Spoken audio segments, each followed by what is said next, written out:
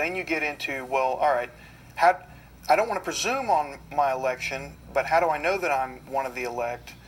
And what does that really mean in real time? So because then you get into other Bible passages that don't seem to talk in those terms. They talk in terms of running the race and striving and holding fast and not letting go lest you fall away, and passages like Hebrews 6 and Hebrews 10. And Hebrews are really tough ones. Yeah. Very, very tough, talking about, once you've tasted the gift of the Holy Spirit and partaken of all of this, and I'm not using the right language, but it's very clear that you are in. Commit apostasy is the one translation. And fall away. And other verses like, in particular, the branch, the ingrafting, talking about people who are, Jesus says you're part. You've been grafted into the vine, and now you are part of it. But now you need to bear fruit, or else you'll be pruned away.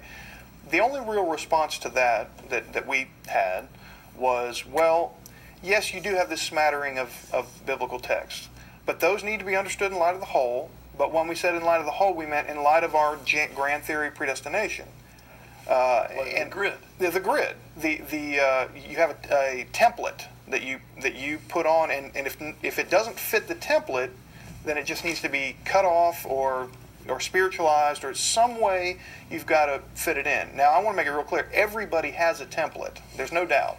The question is, ultimately, who has the authority to say what the template is and where should we get the template? But under this template, it was, the vine parable or analogy is fine, but it needs to be understood in the right way. You appeared to be engrafted, and you were very close, and I heard it explained this way, but you never really were engrafted into the vine. It just appeared that you were, but when you didn't bear fruit, it became clear that you were never really in the vine in the first place.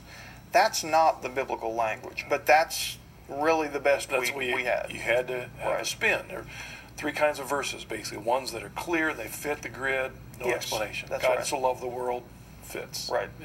There are those that don't quite fit. What are you going to do with them until you get a good knee-jerk answer? Then now they fit. Then the ones that don't fit, you don't preach on.